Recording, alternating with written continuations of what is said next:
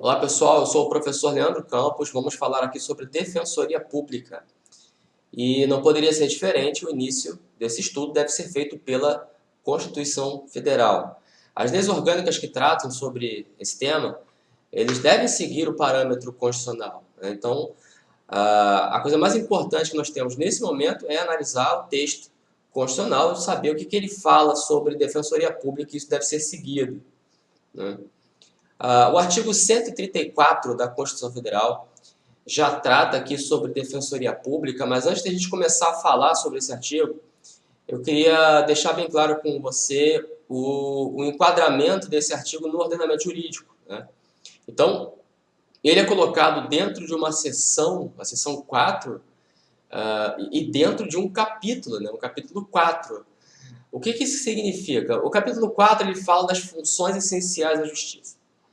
Os capítulos 1, 2 e 3 falam executivo, legislativo, judiciário. Aí o 4 vem das funções essenciais da justiça.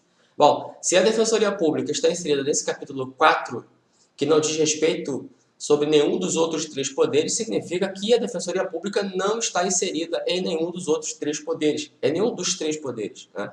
Executivo, legislativo, judiciário. A própria Constituição Federal já colocou a Defensoria Pública num capítulo à parte das funções essenciais da justiça. Então, esse é a primeira coisa importante aí sobre a Defensoria Pública, né?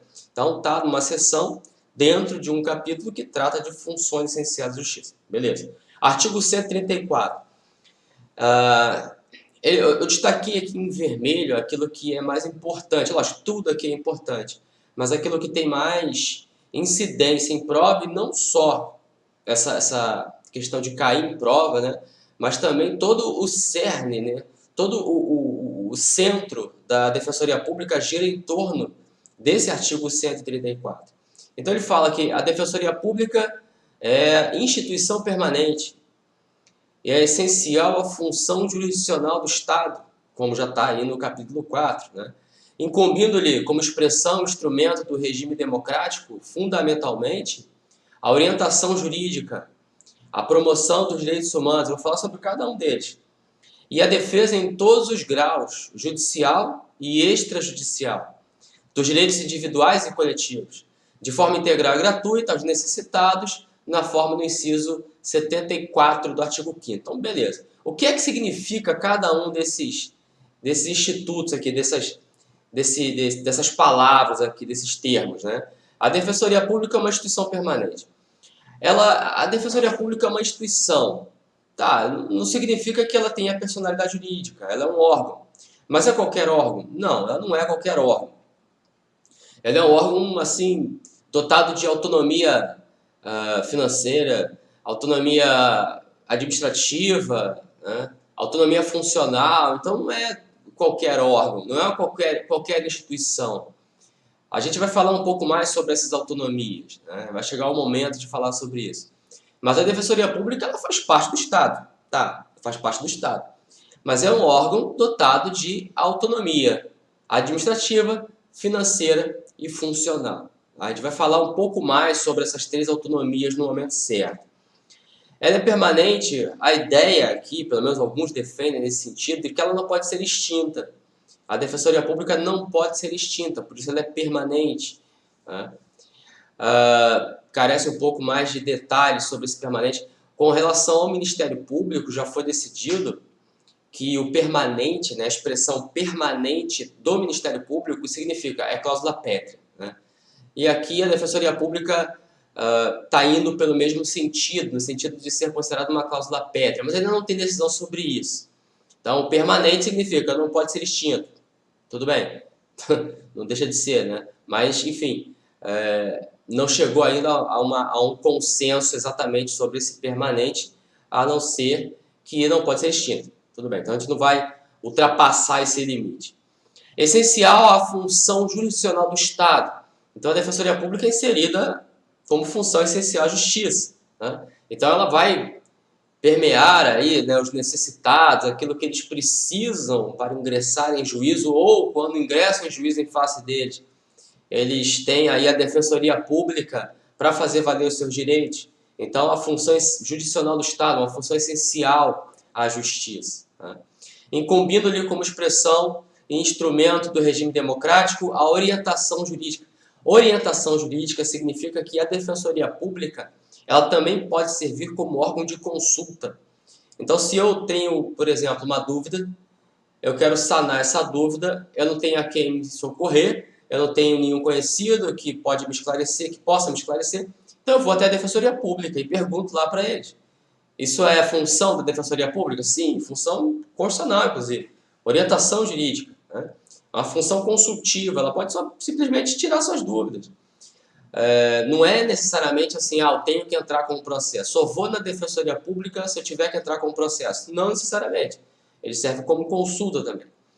Promoção dos direitos humanos. O Brasil ele é signatário de vários tratados sobre direitos humanos, né? A Declaração Universal dos Direitos Humanos, Pacto de São José da Costa Rica, Tratado sobre Direitos Civis, enfim, tem uma série de tratados que o Brasil é signatário, o Brasil assina.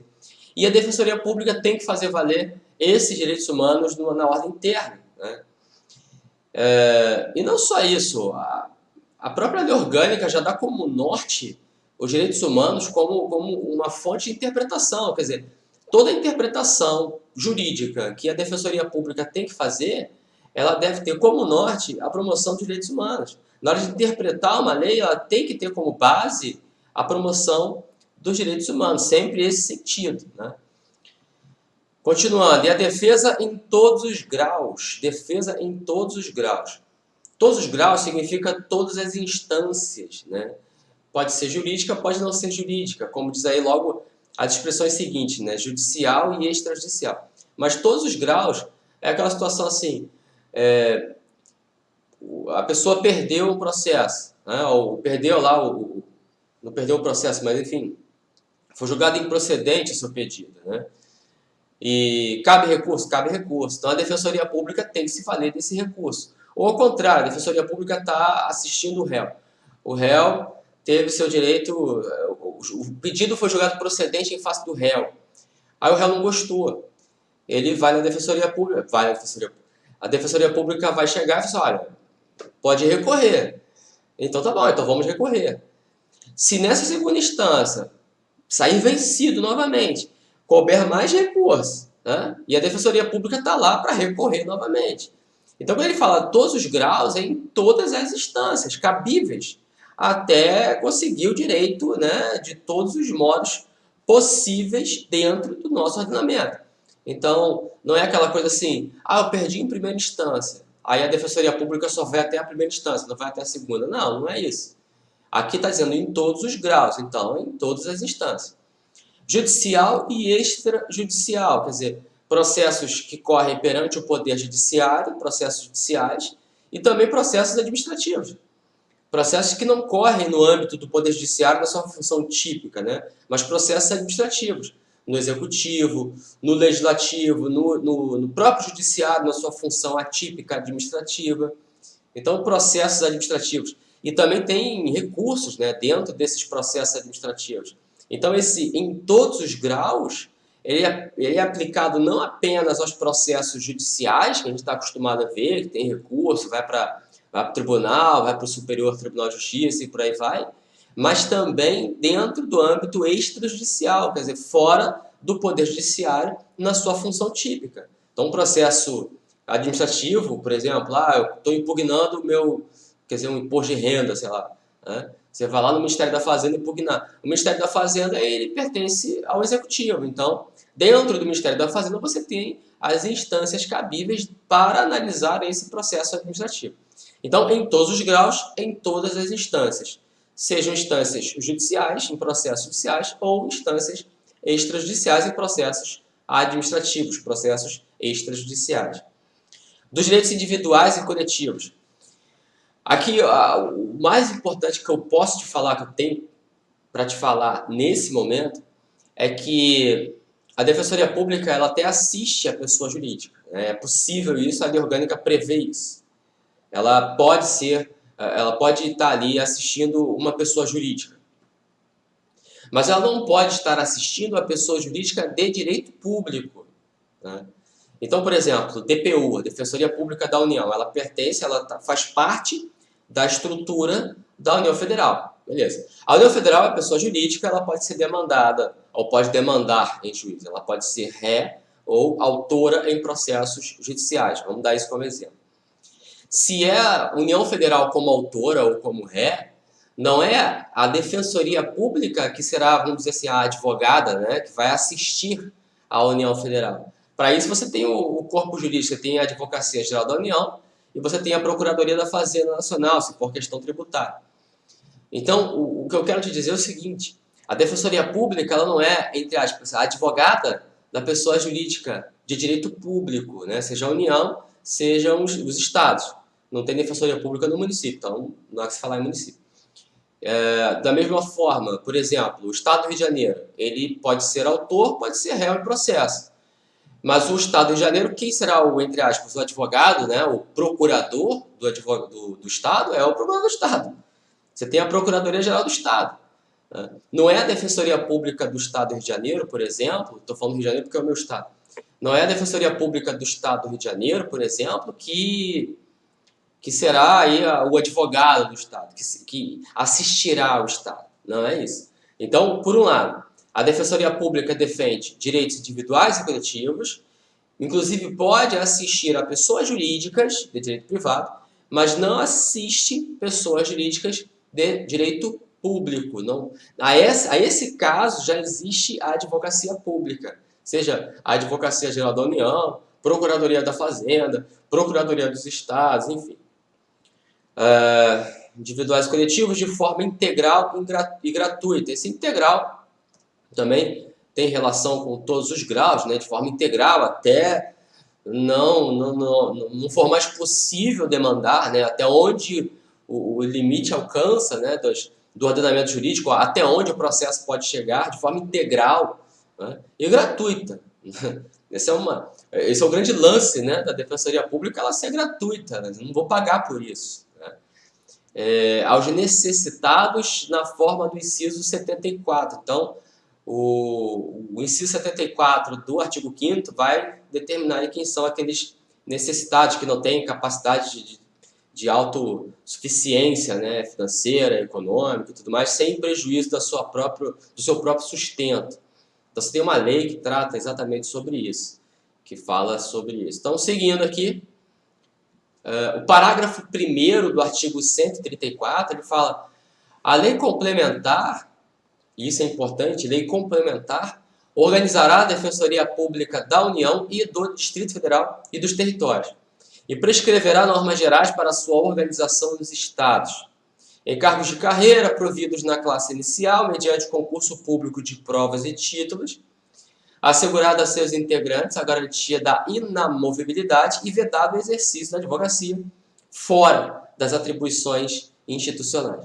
Então, esse parágrafo primeiro está dizendo, olha, existe uma lei complementar, né, pelo menos deverá existir, ela existe, a lei complementar 80/94, uma lei complementar organizando a Defensoria Pública, como está aqui no parágrafo primeiro, a Defensoria Pública da União, DF Territórios, né, organiza a Defensoria Pública da União, DF Territórios, e prescreve normas gerais para a organização dos estados.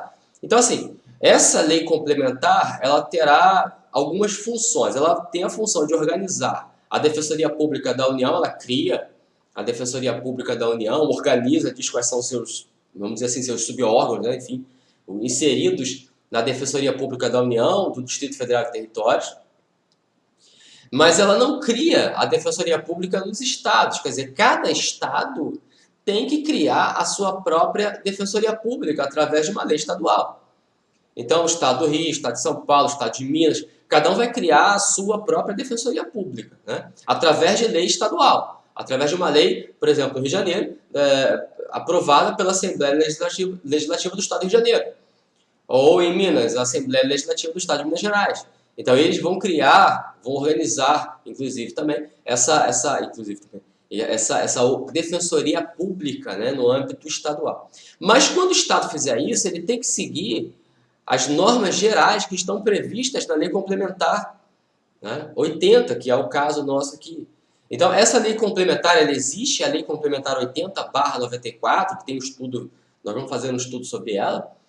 Ela cria, ela organiza a Defensoria Pública da União, DF Território, a DPU, a Defensoria Pública do Distrito Federal e a Defensoria Pública dos Territórios. E ela também tem a função de criar normas gerais para os estados, quando os estados, através de leis estaduais, criarem suas próprias defensorias públicas, devem seguir esse parâmetro estabelecido pela Lei Complementar 80. Então, isso é um dado importante. Uma outra coisa importante que você tem que saber é que a natureza jurídica dela é lei complementar. Por quê? Porque assim está escrito na Constituição Federal. Né? A diferença, para você saber quando é uma lei complementar, quando não é uma lei complementar, é exatamente o que a Constituição fala. Né? Se ela está dizendo que é lei complementar, então é lei complementar. Se ela disser lei, via de regra, algumas situações excepcionais, mas via de regra, se ela disser instituída em lei, não sei o que lá, lei, aí é lei ordinária, via de regra, existem algumas exceções. Mas aqui está, então, lei complementar. Cargos de carreira providos na classe inicial mediante concurso público de provas e títulos. Está falando do integrante, né, do defensor público. Para ser defensor público, o concurso dele não é só de provas, tem que ser provas e títulos. Tá? O que é título? Títulos são importâncias que eles levam em consideração, formações que eles levam em consideração que têm relação com a carreira. Né? Que aí a instituição vai considerar isso como ponto no concurso. Né? Então, por exemplo, para ser defensor público eu tenho que ser formado em Direito. Então isso aí já é um dado básico, né? Já é essencial. Isso não vai contar como ponto a mais da minha prova. Mas se eu tiver uma pós-graduação, já conta um pontinho a mais. Aí, um pontinho eu estou falando assim, chutando um ponto a mais. A banca que vai organizar isso na hora. Né? O concurso público, no momento, é que vai organizar quantos pontos serão considerados para cada título. Né? Então, estou chutando aqui, estou imaginando. Né? Pós-graduação não é um dado necessário para ser defensor público. O que é necessário é a graduação em Direito. Né? Mas se eu tenho uma pós-graduação, é interessante. Então, eles vão computar alguns pontos a mais, ou algum ponto a mais na minha prova. Mestrado na área do direito. Então, bacana, mais coisa aí. Eu já escrevi um livro, advoguei durante tanto tempo, dei aula na faculdade. Isso aí são coisas que eles consideram, né? Provas e títulos. Os títulos, um outro dado importante também, importantíssimo, é que título não é eliminatório, ou seja, se você não tiver nenhum título, né, não significa que você será reprovado no concurso. Você será reprovado no concurso se você não passar na prova, porque a prova ela é eliminatória e classificatória. Os títulos são apenas classificatórios, então não há eliminação pela ausência de títulos. Tá? Você tem que primeiro passar na prova. Se não tiver nenhum título, não tem problema, você está aprovado. Mas se tiver título, melhor ainda, porque a tua classificação vai lá em cima. Assegurada a seus integrantes a garantia da inamovibilidade, ou seja, o defensor público lotado naquela comarca, né, ele não pode ser movido sem que tenha ali um interesse público. Né? Ele só pode ser retirado daquela lotação se tiver um interesse público. Fora isso, é inamovível quando ele pedir. Né? E tem sempre também por trás o interesse público nisso. Mas não existe a possibilidade do defensor público ser retirado de uma lotação, de uma comarca, ao bel prazer de alguém. Entendeu? Então ele é inamovível, isso é uma garantia da sua atuação. Não ser retirado dali daquela lotação, porque senão ele vai ficar com medo de agir. De repente vai assistir a parte em face de algum poder político muito grande, e ele vai ficar com medo desse poder político muito grande, alguma pessoa influente, né, na região, retirar esse defensor daquela lotação, daquela comarca, e ele vai ficar com medo de atuar. Para ele não ter esse medo, uma garantia que ele tem é a inamovibilidade. Tipo, olha, você pode fazer aí o que você tiver que fazer, exerce a sua função, defende o direito do seu assistido até onde der, né, e não precisa ficar com medo porque ninguém vai tirar daqui, a não ser que tenha interesse público, e aí é uma outra coisa, é uma situação diferente. Vedado o exercício da advocacia fora das atribuições institucionais. Então, esse termo, essa expressão, né, da Constituição, causou um certo espanto e tal, mas isso cai em prova no seguinte sentido, olha só. Vedado o exercício da advocacia fora da defensoria pública. Então, eu posso advogar? Então, o defensor público ele pode advogar? Olha a pegadinha de prova. Ele pode advogar, desde que seja dentro da defensoria pública, de acordo com a interpretação que você vai dar a esse parágrafo primeiro aqui. Né? E assim vem algumas questões de prova, né? É vedado o exercício da advocacia por parte do defensor público.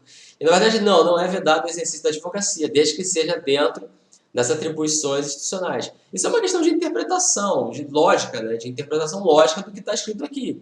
É lógico que o defensor público ele não pode ter um escritório, advogar por aí fora. A não ser que esse defensor público já seja um defensor público antes da Constituição Federal, né? E aí, na Constituição anterior, ele já era defensor público e na Constituição anterior permitia aí o exercício da advocacia fora da defensoria pública, é outra história. Aí vem essa Constituição de 88, dá o direito adquirido, ele permanece, né? Sendo defensor público e sendo advogado por escritório. Mas, se ele entra na defensoria pública após a Constituição de 88, ele não pode ser advogado particular, né? Ele só pode ser defensor público. Mas aí vem essa expressão na Constituição, né? E as bancas aproveitam para fazer pegadinha de prova. É vedado o exercício da advocacia pelo defensor público? Não é vedado, desde que dentro das atribuições institucionais, ou seja, desde que dentro da defensoria pública. Né? Não pode ter escritório, não pode advogar fora da ADP. O parágrafo 2º, por sua vez, ele vem falando: as defensorias públicas estaduais são asseguradas autonomia funcional e administrativa e a iniciativa de sua proposta orçamentária. Então, orçamentária, o que a gente tinha falado do caput, né, desse artigo. Então, chegou o momento de falarmos aí alguma coisa sobre essas autonomias. Dentro dos limites estabelecidos na LDO e subordinação disposto no artigo 99, parágrafo 2º. Tá? Ele está falando de defensoria pública estadual. Ele está falando que a defensoria pública estadual tem autonomia funcional. O que significa autonomia funcional? Olha, ela não se submete a nenhum outro órgão. Né? Então, a defensoria pública estadual, por exemplo, a defensoria pública do Estado do Rio de Janeiro, tendo autonomia funcional, ela não se submete, por exemplo, ao governador do Estado. Ela não se submete à polícia, não se submete ao Tribunal de Justiça, ela tem autonomia funcional, ela exerce a sua função constitucional sem interferência externa, sem interferência de qualquer outra instituição. Então, isso é autonomia funcional, na sua função constitucional, que é de dar a assistência aos necessitados e blá, blá, blá, blá, blá. Isso não sofre qualquer influência externa ou qualquer influência de outra instituição. Né? Autonomia administrativa, aí é uma forma de a Defensoria Pública se administrar. Né? Organizar seu concurso público, suas licitações, as licenças dos seus servidores, as férias dos seus servidores, as promoções dos seus servidores. Então, são coisas administrativas. Né? Então, quem decide, por exemplo, o contrato administrativo para fazer a manutenção do ar-condicionado central da Defensoria Pública, do prédio da Defensoria Pública, é a Defensoria Pública, né? Ela tem autonomia administrativa. Quer dizer, não são funções constitucionais dadas à Defensoria Pública, né? De assistir os necessitados, processos judiciais, extrajudiciais, blá, blá, blá, blá, blá. Mas sim questões administrativas, né? Ela tem autonomia administrativa. Então, o governador, a gente está falando de Defensoria Pública Estadual, o governador ele não interfere aqui na administração da Defensoria Pública, né? Nem a Assembleia Legislativa, nem o Tribunal de Justiça, nem a Polícia, nem quem quer que seja. E a iniciativa de sua proposta orçamentária, ela é melhor detalhada nas leis orgânicas, né? A gente vai falar melhor nas leis orgânicas, mais detalhes, mas aqui, por hora, para você saber, a Defensoria Pública ela elabora o quanto ela quer gastar, né? Elabora as suas despesas, né? Tanto, não só as despesas, mas as receitas também, mas ela elabora o quanto ela quer gastar dentro do orçamento. Então, assim, dentro do orçamento, como é que isso é feito? Você tem todo um procedimento, né? A Defensoria Pública elabora o quanto ela quer. Eu quero tantos milhões de reais para esse ano. Essa é uma proposta, né? É importante você saber que o orçamento ele é aprovado no ano e passa a vigorar no ano seguinte, né, no exercício financeiro. Então, ele é aprovado, por exemplo, orçamento de 2019, ele é aprovado pelo Congresso Nacional, pelo Legislativo, em 2018. Em 2018 se aprova pelo Congresso o orçamento. E em 2019 esse orçamento começa a vigorar, né? Receitas e despesas para 2019, até o final de 2019. E aí será chamado exercício financeiro. A gente vai falar um pouco melhor sobre isso mais para frente, mas algumas palavras rápidas aqui. Pois bem, se eu estou falando de orçamento, eu estou falando de executivo, legislativo, judiciário, Ministério Público, que tem a iniciativa de proposta orçamentária, e também a Defensoria Pública. Então, estou falando de 3 poderes, mais o Ministério Público e mais a Defensoria Pública, com iniciativa de sua proposta orçamentária. Ela tem iniciativa de dizer o quanto ela quer. Isso cabível à Defensoria Pública. Então, na hora de discutir, confeccionar o orçamento, a Defensoria Pública, ela elabora o quanto ela quer. Isso vai passar pelo crivo do Poder Legislativo, né? O Legislativo aprova, enfim, e vai para o exercício financeiro e começa a executar o orçamento. A diferença aqui de iniciativa de proposta orçamentária é que se a Defensoria Pública tem essa autonomia financeira, significa que ela tem mais liberdade de atuação, porque ela vai receber mais dinheiro, porque assim ela tem essa elaboração, ela tem essa proposta. Ela não fica à mercê do executivo determinar à Defensoria Pública o quanto ela quer de dinheiro. Por exemplo, se você está falando de uma universidade federal, ela não tem autonomia financeira orçamentária, então ela não elabora, né, a sua proposta orçamentária, ela não tem a iniciativa de sua proposta orçamentária. Vamos dizer assim, ela até diz o quanto ela quer, mas ela diz ao executivo e não ao legislativo.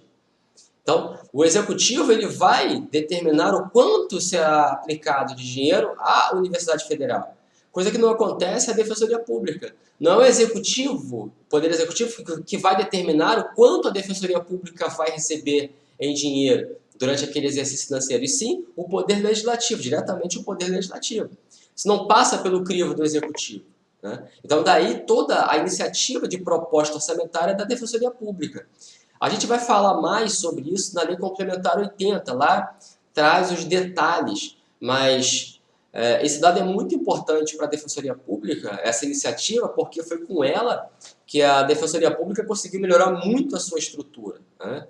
Isso foi criado pela Emenda 45 de 2004, isso melhorou muito a estrutura da Defensoria Pública, e não só a estrutura, mas as carreiras ali também, né? Você tinha, por exemplo, defensor público que ganhava menos do que um técnico judiciário do Tribunal de Justiça. Então o cara fazia concurso para ser defensor e era um trampolim para ser juiz mais para frente. Hoje em dia, como entrou mais dinheiro do orçamento, e aí conseguiram nivelar aí a Defensoria Pública com o Ministério Público, Poder Judiciário. Então o defensor público hoje é uma carreira que a pessoa faz o concurso e segue a sua vida até a sua aposentadoria, se Deus quiser. Então, a iniciativa de sua proposta orçamentária é que não passa pelo crivo do Executivo. A proposta orçamentária da Defensoria Pública já vai direto ao Legislativo, e é ele que determina a Defensoria Pública. Tem limites para isso. A Lei de Diretrizes Orçamentárias trata desses limites, a gente vai falar mais sobre isso, né? Então, por enquanto é isso aí. Parágrafo 3º fala: aplica-se o disposto no parágrafo 2º às Defensorias Públicas da União e do Distrito Federal. Então, o parágrafo 3º, ele está dizendo, olha, isso aí, as autonomias financeira, administrativa e funcional, também se aplica à DPU e à Defensoria Pública do DF. Assim, por quê? Que estranho. Se você percebe, né, vou voltar aqui ao parágrafo 2º. Ele foi incluído pela Emenda 45 de 2004, mas ela não falou, ela falou sobre Defensoria Pública Estadual, não falou na DPU nem do Distrito Federal. Aí veio uma outra emenda constitucional, eu coloquei para você perceber, 74, em 2013, muito tempo depois, trouxe também essas autonomias para a Defensoria Pública da União e do DF. Então, foi assim. Parágrafo 4º. São princípios institucionais da Defensoria Pública a unidade, a indivisibilidade e a independência funcional, aplicando-se também no que couber o disposto 93 e 96 da Constituição Federal, que fala sobre as autonomias lá do Poder Judiciário, enfim. Então, princípios institucionais são os 3 princípios base aí da Defensoria Pública. A unidade significa a Defensoria Pública é uma só. Mas essa unidade, né, ela diz respeito a uma Defensoria Pública específica. Por exemplo, a Defensoria Pública da União, ela é una.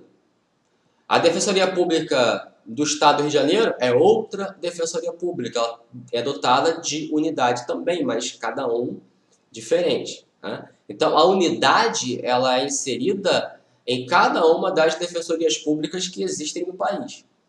Não é uma defensoria pública só para tudo, não. É uma para cada ramo de atuação. Né? Defensoria Pública da União, Defensoria Pública do Distrito Federal, Defensoria Pública do Estado de São Paulo, por aí vai. Então, você tem uma defensoria pública, a unidade, uma só chefia, um só órgão e por aí vai. Então, unidade. Indivisibilidade significa que não pode ser dividido. É uno e não pode ser dividido. Com relação a essa indivisibilidade, o ponto mais importante aqui, o que mais cai em prova, é a substituição de um defensor por outro defensor. Isso é decorrente do princípio da indivisibilidade. Então, por exemplo, você tem um defensor A assistindo a parte, né? Assistindo a parte no processo judicial e o processo está em curso. Esse defensor A ele vai sair de férias ou vai entrar numa licença, alguma coisa assim. Ele é substituído naquele processo pelo defensor B. E esse defensor B, ele substitui o A pelo princípio da indivisibilidade, que a gente não está dividindo a defensoria pública em um ou outro. Né? Ali, a atuação dos defensores, tanto A quanto B, decorre da Constituição, decorre da lei, não é um contrato que eles estão fazendo. É diferente, por exemplo, eu sou advogado, eu atuo nesse processo, né? Eu tenho meu cliente, e se eu quiser que um outro advogado faça a mesma coisa que eu naquele processo, eu tenho que dar uma procuração para esse cliente, para esse outro advogado, um subestabelecimento para esse outro advogado, ou a parte contratar esse outro advogado, quer dizer, são relações jurídicas que não decorrem da lei, são relações jurídicas que decorrem do contrato, do instrumento de mandato, enfim. Aqui, a Defensoria Pública, não. A relação jurídica decorre da Constituição, decorre da lei. Né? Também da lei, obviamente, abaixo da Constituição. Então, se um defensor público está substituindo o outro, é porque o órgão é indivisível. É um órgão só, é uma coisa só, é indivisível. Então, decorrente desse princípio da indivisibilidade, a substituição de um defensor por outro quando houver a necessidade. E isso não significa que a Defensoria Pública está sendo dividida, não, ela continua uma só e indivisível. Então, cuidado, tem muita questão de prova nesse sentido, a indivisibilidade, né, a substituição de um defensor por outro, a possibilidade de acordo com esse princípio. E a independência funcional significa que o defensor público ele está atuando naquele processo.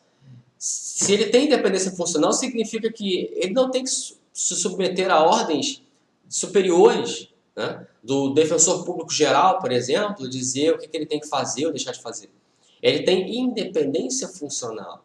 Então, se ele entende que é caso de atuação da Defensoria Pública, ele vai atuar. Se ele entender que aquela situação não é caso de intervenção da Defensoria Pública, de atuação, melhor dizendo, da Defensoria Pública, então ele não vai atuar. Ele tem independência funcional nesse sentido. Né? Se o defensor público geral disser para ele, você vai atuar nesse processo sim, você está obrigado a atuar nesse processo, esse defensor público geral estará infringindo a independência funcional do defensor público. Então para que raios existe a hierarquia, né? O defensor público geral ele é superior hierárquico ao defensor público. Essa hierarquia ela é administrativa e não funcional. Então, o defensor público ele vai se submeter ao defensor público geral para fins administrativos. Por exemplo, eu vou requerer uma licença. Olha, está na hora de você me conceder as minhas férias. Então, ele vai se submeter ao defensor público geral, mas não de maneira funcional. A atuação funcional cabe a cada defensor público. Um outro dado, saindo do artigo 134 da Constituição Federal, outro dado importante da Defensoria Pública é a competência concorrente prevista no artigo 24 da Constituição. Né? Compete à União, aos Estados e ao DF legislar concorrentemente. Então, uma competência concorrente entre a União, Estados e DF para tratar acerca de defensoria pública. Então você já sabe, né? O 134 já disse isso, 24 repete.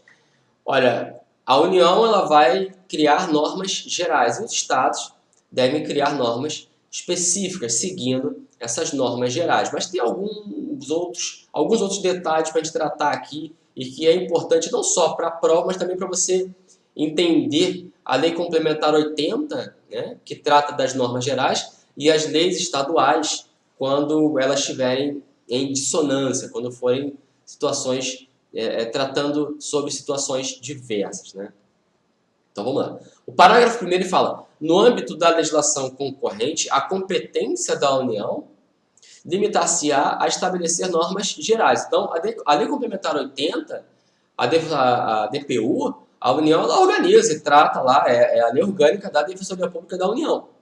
Mas ela também é a lei que trata sobre normas gerais para as defensorias públicas dos estados. Então, a União Federal, quando legislou, né, a Lei Complementar 80, na parte que trata de defensoria pública da União, ela organiza, cria seus órgãos, beleza. Mas com relação a normas gerais de defensoria pública dos estados, a União não cria, ela só trata, olha, quando os estados criarem, ela vai dizer mais ou menos assim, quando os estados criarem, eles vão criar seguindo esse modelo. Então, trata sobre normas gerais. O parágrafo 2º fala: a competência da União para legislar sobre normas gerais não exclui a competência suplementar dos estados. Aqui tem mais sentido quando a União Federal não cria a norma geral, mas o estado quer criar a norma específica. Então, a Lei Complementar 80 foi criada em 94. Então, quer dizer, de 88 até 94, um estado que quisesse criar a Defensoria Pública não poderia criá-la, porque não existe a Lei Complementar 80, não existia ainda, né, muito menos com esse número, não existia ainda a Lei Complementar que trata sobre normas gerais. Será que o Estado estaria impedido nesse sentido? E a resposta é não. Se antes de 94, né, um Estado quisesse criar a Defensoria Pública, ele iria criar. Ah, mas não tem uma norma geral tratando sobre isso. Não tem problema. Aqui tem o parágrafo 2º, diz, olha, não exclui a competência suplementar dos Estados. Eles criam da maneira que for, não tem nenhuma norma geral para ser seguida, então eles criam da maneira como eles entenderem. Né? Lógico, seguindo a Constituição Federal, obviamente, senão é considerado inconstitucional. Mas eles vão criar, sem ter como parâmetro, uma norma geral. Aí se vier a norma geral depois, aí olha só. Parágrafo 3º, seguindo. Inexistindo lei federal sobre normas gerais, os estados exercerão a competência legislativa plena para atender às suas peculiaridades. Então, aquilo que nós acabamos de falar. Os estados, olha, não tem uma lei geral. Eu quero criar a Defensoria Pública, estamos no ano de 1990, sei lá, estou chutando. Ou até antes de 88, né? A do Rio de Janeiro é muito anterior à Constituição de 88. Né? Então, enfim, estamos aqui no ano de 1990, eu sou o Estado, eu quero criar uma Defensoria Pública. Ah, mas não tem norma geral. Então, a minha lei estadual vai estabelecer o que eu quiser, estabelecer numa competência legislativa plena. Né? Então, eu vou dizer o que eu quero dizer, dentro do limite constitucional, é óbvio, né? Mas não num limite, num parâmetro de norma geral, porque ela não existe. Aí depois ela passa a existir. Aí vem o parágrafo 4º. A superveniência de lei federal, ou seja, uma lei federal que vem depois da lei estadual, a superveniência sobre normas gerais suspende a eficácia da lei estadual no que lhe for contrário. Então, estamos, por exemplo, em 1990, eu sou um Estado da Federação, eu crio a minha Defensoria Pública. Eu não tenho uma lei geral para seguir como parâmetro, só a Constituição, então eu tenho uma competência legislativa plena. Beleza. Aí chega 94 e diz, olha, agora criamos a norma geral. É uma lei superveniente. Essa norma geral é superveniente, porque veio depois. Ah, e está dizendo coisa em contrário. Bom, se ela está dizendo coisa em contrário, né, o que tem que ser seguido é a norma geral. É a norma superveniente, a norma posterior. E o que vai acontecer, então, com a norma anterior, norma específica? Suspende a eficácia daquele preceito que for contrário à norma geral. É embolado? Eu vou te dar um exemplo. O Estado do Rio de Janeiro criou a sua defensoria pública antes até do texto constitucional de 88, e lá ele disse que o mandato do defensor público geral é de 4 anos. E aí veio a Lei Complementar 80 de 94, disse que o mandato do defensor público geral é de 2 anos. Então, quer dizer, você tem um assunto, né? Mandato do defensor público geral. Mas cada lei trata de forma diferente. A lei do Estado do Rio de Janeiro fala 4 anos e a lei geral fala 2 anos. Se a lei geral fala 2 anos e a norma específica vem depois, a norma específica vai ter que obedecer 2 anos do mandato. Tá, mas a norma específica veio antes. Ela veio dizendo 4 anos e essa norma geral não existia. Agora a norma geral está dizendo, olha, são 2 anos. O que vai acontecer com a norma do Estado de Janeiro, que trata sobre 4 anos? Suspende a eficácia. Suspende a eficácia nesse ponto que é contrário à norma geral. Então, está escrito lá 4 anos, mas não se aplica 4 anos, se aplica 2 anos, porque a norma geral assim define. Então, é bem claro aqui o parágrafo 4º, que fala superveniência suspende a eficácia. Cuidado, não está revogando. Então, a norma geral ela não revoga a lei específica. Ela está suspendendo a eficácia. Ou seja, aquilo continua escrito no texto, né, mas não tem uma aplicação prática. A aplicação é da norma geral. Eles colocam muito em concurso dizendo que revoga, não revoga. E apenas naquilo que for contrário, não é a lei toda, não. Você vai aproveitar a lei específica, que é anterior à norma geral, você vai aproveitar a norma específica, mas você só vai suspender a eficácia daqueles pontos, daqueles detalhes que forem contrários à norma geral, e aí sim será aplicada a norma geral. Beleza? Só mais um pontinho aqui para a gente encerrar esse vídeo. A emenda constitucional número 69 de 2012, ela alterou os artigos 21, 22 e 48 da Constituição Federal para transferir da União para o Distrito Federal as atribuições de organizar e manter a Defensoria Pública do DF. Então, a Defensoria Pública do Distrito Federal, a partir dessa emenda constitucional 69 de 2012, ela não faz mais parte da Defensoria Pública da União ou organizada pela União, que é uma instituição à parte, né? É diferente, né? Não é igual, por exemplo, o Ministério Público da União. O Ministério Público da União ele compreende o Ministério Público Federal e o Ministério Público do Distrito Federal e Territórios. A Defensoria Pública da União é diferente. A Defensoria Pública da União é da União. A Defensoria Pública do Distrito Federal é do Distrito Federal. Antes, era a União que organizava a Defensoria Pública do Distrito Federal. Agora, não. De 2012 para cá, com a emenda 69, é o próprio Distrito Federal que organiza a sua própria Defensoria Pública.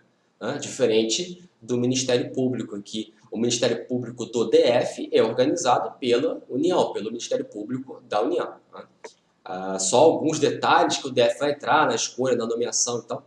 Mas, enfim, aqui a Defensoria Pública da União é destacada. Então, cuidado com isso. Pode ser perguntado em prova, em função dessa emenda constitucional, perguntando sobre se a Defensoria Pública do DF é organizada pela União Federal. Se você estiver pegando uma Constituição anterior a isso, cuidado, está errado, tá? Já foi alterado.